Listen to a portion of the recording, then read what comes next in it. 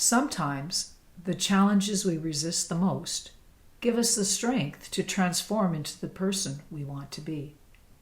Hi there, I'm Sharon Frayne, and today I'm going to be reading from my new novel, The Sound of a Rainbow. It's published by Latitude 46.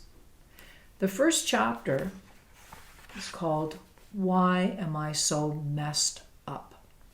Here we go. Susie Lee, the once famous pop singer, who was also my mother and professional manager, slapped a brochure on the kitchen table and shoved it at me.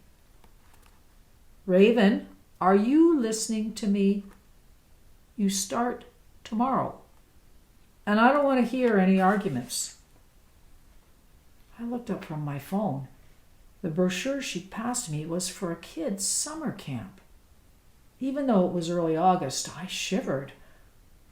All morning, Susie had been on her phone with her office and hadn't noticed me using a fake account to creep my old stage name.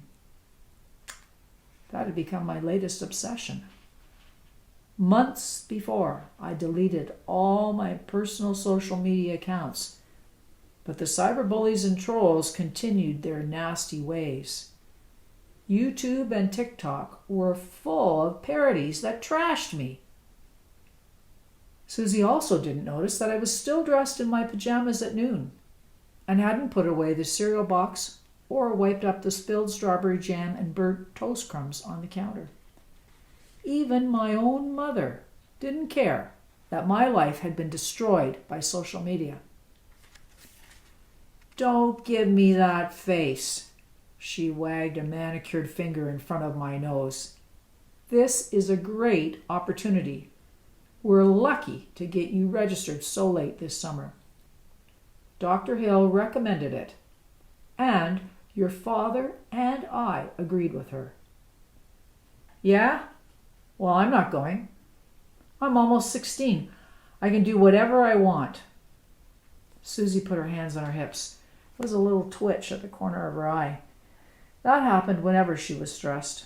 Since the incident, stressed would be an understatement. For all of us. She resumed her lecture. Raven, it's been over 6 months. You just stay in the house. You haven't gone to school. Your father and I decided that this camp will help you get a fresh start in the fall. For the briefest moment, there was a flicker of softness in her face. Then it was back to business. It's the only thing John and I have agreed on in years. I glanced at the brochure. On the front cover was a close-up photo of a red-nosed clown wearing a tie-dye shirt and a green bowler hat. In the sky behind him was a picture of a unicorn flying over a rainbow. Ha! Looked like something from a cartoon show. The words written under the photo jumped out at me. We connect campers to a safe, natural environment, not the internet. No electronic devices are allowed at camp. What? I read on. Our trained staff provides caring support for teens in a remote setting in Northern Ontario. This is bullshit.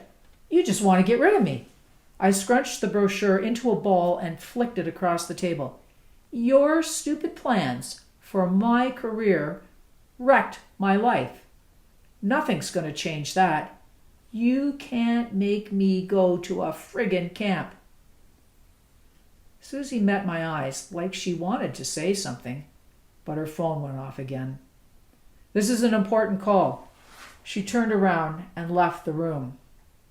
I grabbed the balled-up brochure and ripped it to pieces. Then I put another slice of bread into the toaster. A giant lump filled my throat. I wanted to scream, but all that came out was a pitiful croak, like I'd swallowed a frog. I pulled up my sleeve and scratched my wrist. It didn't take long to make the scabs bleed.